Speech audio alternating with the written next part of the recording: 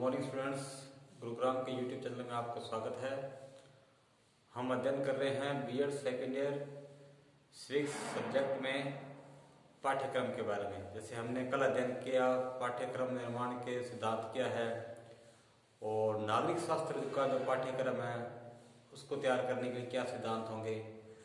आगे हमने अध्ययन कर दिया। आगे हमारा टॉपिक है कि पाठ्यक्रम नागरिक शास्त्र के पाठ्यक्रम निर्माण के सोपान क्या है, उनके बारे में अध्ययन करते हैं। पाठ्यक्रम के निर्माण की प्रक्रिया एक व्यापक प्रक्रिया है। पाठ्यक्रम का निर्माण किसी एक बिंदु पर आधारित नहीं है, बल्कि उनमें अनेक प्रकार के तथ्यों को सम्मिलित किया जाता है। इन तथ्यों का संबंध संपूर्ण शैक्षिक व्यवस्था से संबंधित है। ये जो शिक्षा की जो व्यवस्था है उससे संबंधित है। इस शैक्षिक व्यवस्था का लक्ष्य, उद्देश्य, अधिगम, अनुभव, विषय वस्तु का चयन आदि का इसमें महत्वपूर्ण योगदान रहता है। पाठ्यक्रम निर्माण के कुछ प्रमुख सोपान हैं जिनको हम क्रमवार अध्ययन करते हैं।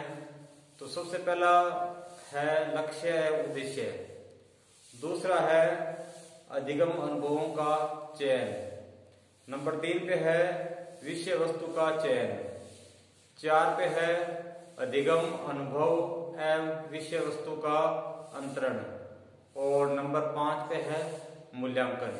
ये 5 सोपान हैं जो नागरिक शास्त्र पाठ्यक्रम निर्माण के, इनको अपने क्रमवार अध्ययन करते हैं। सबसे पहला अपना है लक्ष्य एवं उद्देश्य।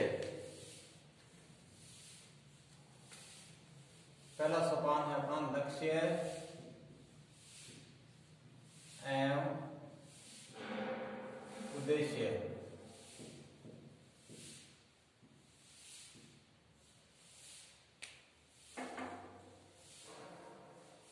लक्ष्य एवं उद्देश्य पाठ्यक्रम निर्माण का प्रथम सोपान है, क्योंकि सबसे पहले हम किसी लक्ष्य एवं उद्देश्य की प्राप्ति हेतु विभिन्न प्रकार की गतिविधियों एवं क्रियाओं के संबंध में विचार करते हैं, जिसे हम पाठ्यक्रम के रूप में जानते हैं।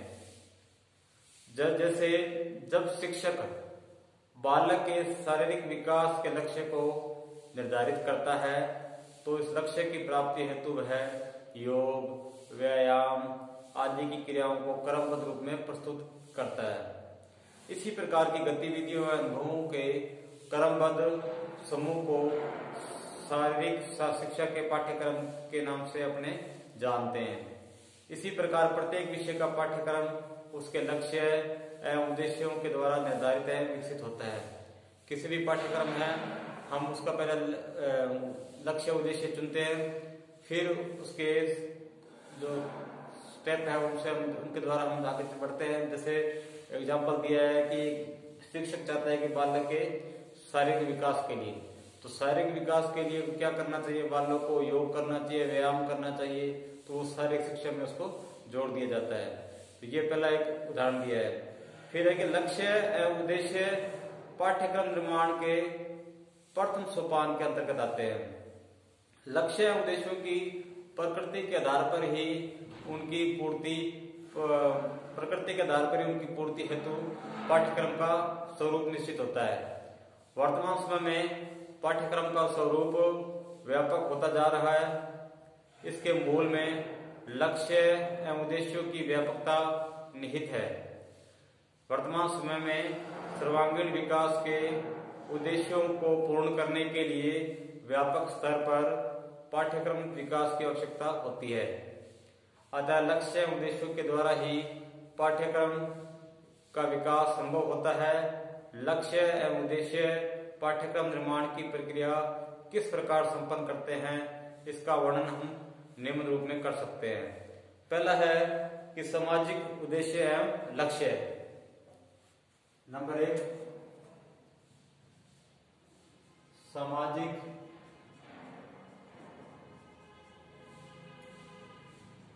उद्देश्य एवं लक्ष्य।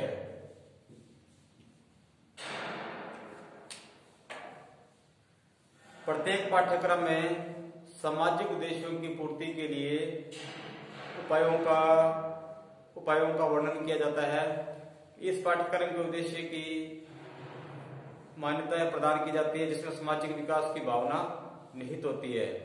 सामाजिक विकास की भावना के समावेश हेतु सामाजिक आकांक्षाओं की पूर्ति हेतु पाठ्यक्रम में उपाय एवं गतिविधियों को सम्मिलित किया जाता है, जिससे पाठ्यक्रम का विकास संभव होता है।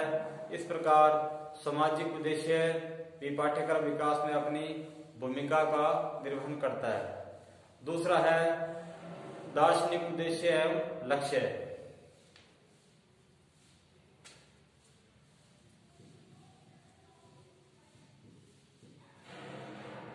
दार्शनिक उद्देश्य एवं लक्ष्य।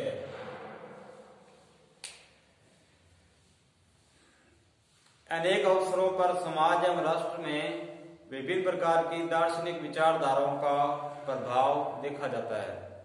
इसलिए पाठ्यक्रम में दार्शनिक उद्देश्यों की पूर्ति के लिए विभिन्न प्रकार की दार्शनिक विचारधाराओं का समावेश होता है, जैसे आदर्शवादी, प्रकृतिवादी एवं विभिन्न प्रकार की प्रयोजनवादी आदि विचारधाराएं इसका सबसे उत्तम उदाहरण है। नंबर 3 पे है सांस्कृतिक उद्देश्य एवं लक्ष्य।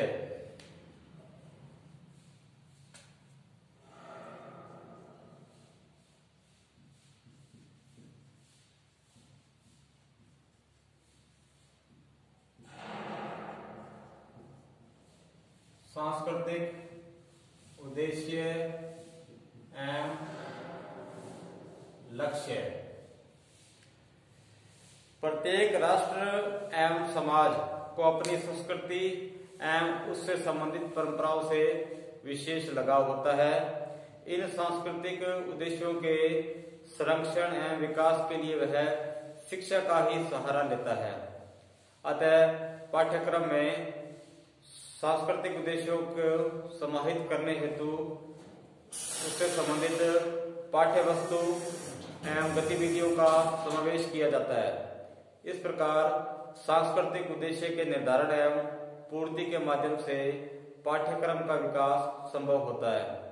भारतीय पाठ्यक्रम में नैतिकता एवं मानवता की शिक्षा का प्राथमिक स्तर से ही समावेश इसका सबसे उत्तम उदाहरण है। भारतीय पाठ्यक्रम में क्या है, नैतिकता और मानवता की शिक्षा के प्रारंभिक काल से ही दी जाती है। नंबर 4 पे है अपना राष्ट्रीय उद्देश्य एवं लक्ष्य।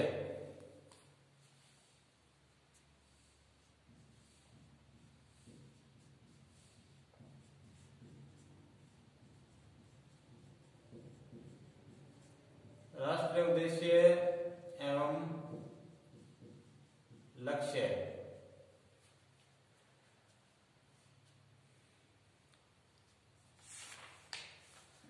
राष्ट्रीय लक्ष्य एवं उद्देश्यों की पूर्ति हेतु भी पाठ्यक्रम की भूमिका महत्वपूर्ण होती है। राष्ट्र की आकांक्षाओं की पूर्ति हेतु भी पाठ्यक्रम में विविध उपायों का समावेश किया जाता है, क्योंकि प्रत्येक राष्ट्र जो है अपनी आकांक्षा और आवश्यकता के अनुसार छात्रों का विकास करना चाहता है।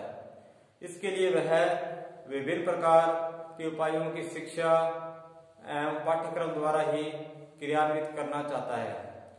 इससे पाठ्यक्रम का विकास संभव होता है। भारतीय राष्ट्रीय आकांक्षा आदर्श मानवता, नैतिकता एवं विश्व बंधुत्व के गुणों को संबंधित होती है। इसलिए भारतीय शैक्षिक पाठ्यक्रम में उक्त गुणों का समावेश प्राथमिक स्तर के पाठ्यक्रम में पूर्ण रूप से देखा जाता है। नंबर 5 पे है अभिभावक के लक्ष्य एवं उद्देश्य। बच्चे के अभिभावक क्या उनका क्या लक्ष्य उद्देश्य रहता है? अभिभावक के उद्देश्य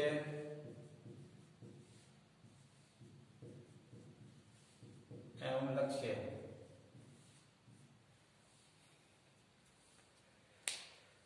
अभिभावकों के लक्ष्य एवं उद्देश्य भी पाठ्यक्रम को विकसित करने में महत्वपूर्ण भूमिका अदा करता है। प्रत्येक अभिभावक अपने बालक को वर्तमान समय में तकनीकी ज्ञान प्रदान करना चाहता है, क्योंकि दार्शनिक ज्ञान में भौतिक उपलब्धि कक्षा स्तर से ही मिट्टी के खिलौने, वृक्षारोपण करना, अनेक कौशलात्मक विधियों का आयोजन प्राथमिक स्तर से ही किया जाता है। इस प्रकार अभिभावक आकांक्षा, लक्ष्य एवं उद्देश्यों की पूर्ति हेतु पाठ्यक्रम में लक्ष्य एवं उद्देश्यों को समायोजित करना चाहता है। नंबर 6 पे है अपना वैश्वीकरण लक्ष्य एवं उद्देश्य।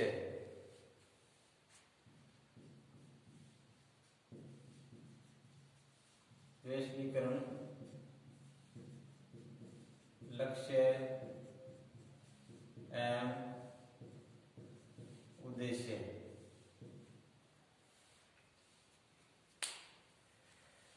वैश्वीकरण द्वारा शैक्षिक उद्देश्यों एवं लक्ष्यों के द्वारा ही भी पाठ्यक्रम विकास की प्रक्रिया संपन्न होती है। उदाहरण के लिए वैश्विक स्तर पर शिक्षा के सार्वभौमिकरण एवं पर्यावरणीय शिक्षा को विश्व स्तर पर महत्व प्रदान किया जा रहा है। इसके परिणाम स्वरूप भारतीय पाठ्यक्रम में प्राथमिक स्तर से ही बालकों को वातावरणीय स्वच्छता एवं उसके महत्व का ज्ञान प्रदान किया जाता है। इसके व्यवहारिक स्वरूप के प्रदर्शन के लिए विद्यालय परिवेश की सफाई छात्रों से करवाई जाती है, ताकि बालक को अपने पर्यावरण साफ सुथरा रखने में योगदान दे सके, उनको उनका ज्ञान हो कि पर्यावरण साफ सुथरा होना चाहिए, जो शरीर और सभी के लिए अच्छा रहता है।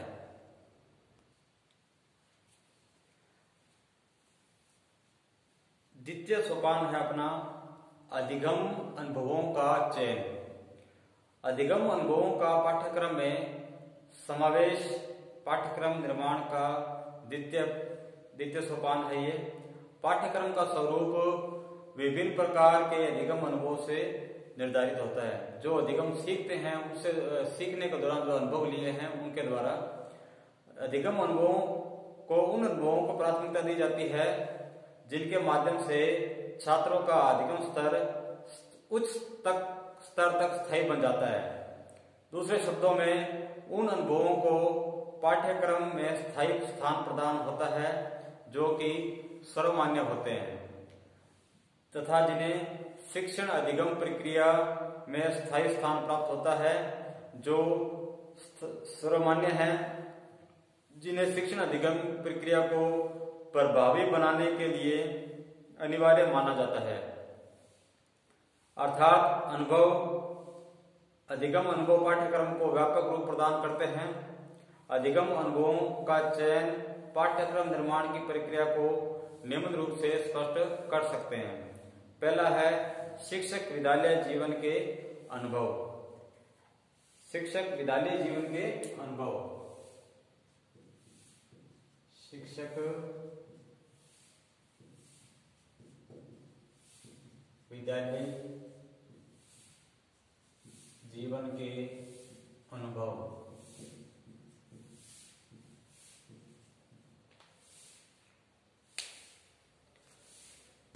पाठ्यक्रम निर्माण में शिक्षकों के विद्यालय जीवन के अनुभवों को उचित स्थान प्रदान करते हैं। उदाहरण के लिए एक शिक्षक अधिगम करते समय शिक्षक के व्यवहार से बहुत ही प्रताड़ित रहा है। वह कभी नहीं चाहता कि कोई भी शिक्षक अपने छात्र में नकारात्मक व्यवहार करे, क्योंकि वह उससे प्रताड़ित रहा हुआ है। इस प्रक्रिया को पाठ्यक्रम में सम्मिलित करने के लिए शिक्षक व्यवहार के स्वरूप एवं नामक अध्याय आवश्यकता के अनुसार सम्मिलित किया जाने लगा। इस प्रकार के अनेक अनुभवों को पाठ्यक्रम में सम्मिलित किया जाता है, जो शिक्षण अधिगम प्रक्रिया को प्रभावी बनाते हैं तथा इसके मार्ग की बाधाओं को दूर करने का प्रयास भी करते हैं। नंबर 2 पे है शिक्षण अधिगम प्रक्रिया के अनुभव।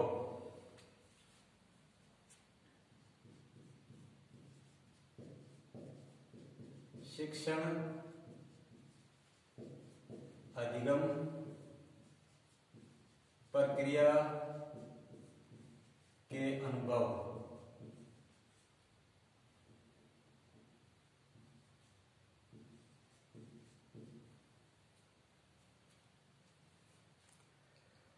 शिक्षण अधिगम प्रक्रिया के अनुभवों को भी पाठ्यक्रम में स्थान प्रदान किया जाता है। शिक्षण अधिगम प्रक्रिया में जिस विधि से छात्रों का अधिगम स्तर उच्च होता है उस विधि को उपयुक्त विधि में के रूप में स्वीकार किया जाता है तथा पाठ्यक्रम में उसको उचित स्थान दिया जाता है। जैसे अनुभव के आधार पर ही यह पाया गया कि खेल विधि के माध्यम से छात्रों का स्थायी अधिगम होता है तथा उनको विद्यालय व्यवस्था से अरुचि नहीं होती। इसी कारण प्राथमिक स्तर के पाठ्यक्रम में खेल विधि को महत्व प्रदान किया जाता है। इसी प्रकार पाठ्यक्रम विकास की प्रक्रिया संपन्न होती है। नंबर 3 पे है कक्ष के अधिगम अनुभव। कक्ष के अधिगम अनुभव।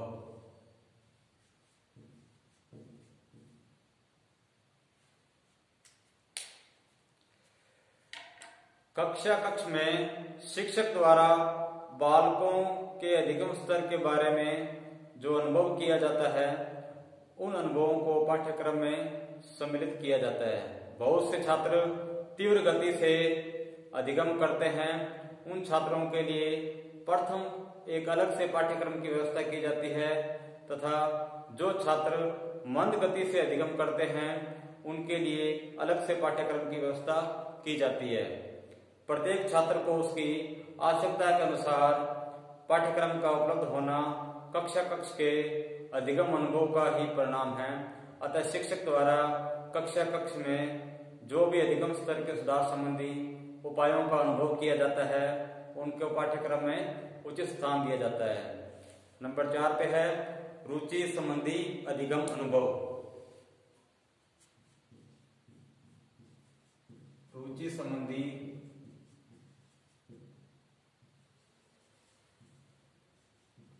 अधिगम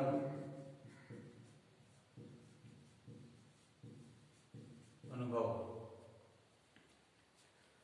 रुचि संबंधी अधिगम अनुभवों को भी पाठ्यक्रम में स्थान प्रदान किया जाता है क्योंकि पाठ्यक्रम को छात्रों की रुचि के अनुसार बनाना आवश्यक है। जब तक कोई भी छात्र अपनी आवश्यकता एवं रुचि के अनुसार पाठ्यक्रम प्राप्त नहीं करता तब तक वह उस पाठ्यक्रम में रुचि का प्रदर्शन नहीं करेगा तथा उसका अधिगम स्तर भी निम्न रहेगा। इसलिए शिक्षक को छात्रों की रुचि एवं योग्यता का ज्ञान करने के बाद ही पाठ्यक्रम को स्थान प्रदान करना चाहिए। जिससे जैसे शिक्षण सामग्री के प्रयोग से प्रकरण रुचिपूर्ण होता है, छात्र इसमें रुचि का प्रदर्शन करते हैं। छात्रों के रुचि संबंधी इस अनुभव के आधार पर ही पाठ्यक्रम में श्रव्य-दृश्य सामग्री का प्रयोग किया जाता है। इस प्रकार पाठ्यक्रम का निर्माण संभव होता है। नंबर 5 पे है शिक्षण सूत्र संबंधी अधिगम अनुभव। शिक्षण सूत्र संबंधी अधिगम अनुभव।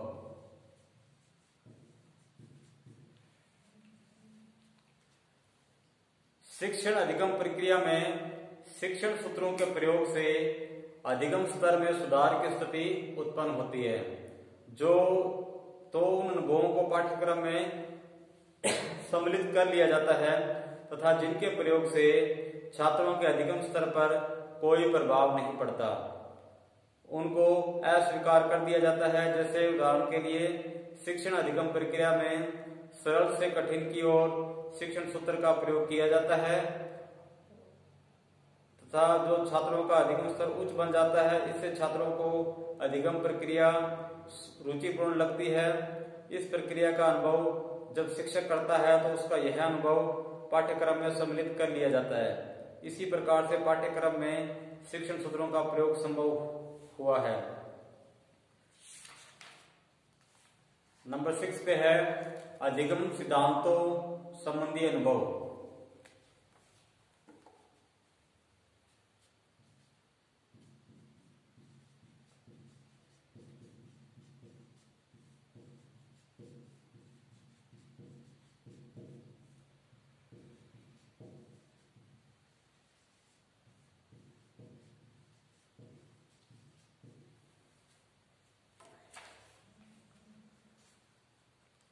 अधिगम सिद्धांतों का प्रयोग करने पर शिक्षण अधिगम प्रक्रिया को प्रभावी रूप में संपन्न किया जाता है।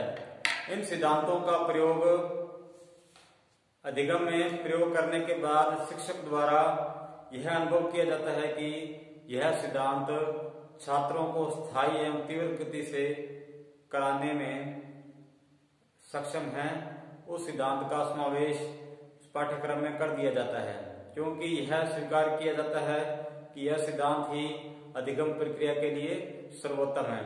इस प्रकार पाठ्यक्रम का निर्माण संभव होता है। पाठ्यक्रम उद्दीपन, परिवर्तन, परिवर्तन एवं मूल हल एवं प्रबलन सिद्धांत एवं गेस्टाल्टवादी सिद्धांतों का समावेश पाठ्यक्रम निर्माण की प्रक्रिया का सबसे उत्तम उदाहरण है। तो ये 2 सोपान हमने अध्ययन किए, अधिगम अनुभव का चयन और लक्ष्य एवं उद्देश्य। आगे का हमारा सोपान रहेगा तृतीय विषय वस्तु का चयन। तो आज के लिए इतना ही।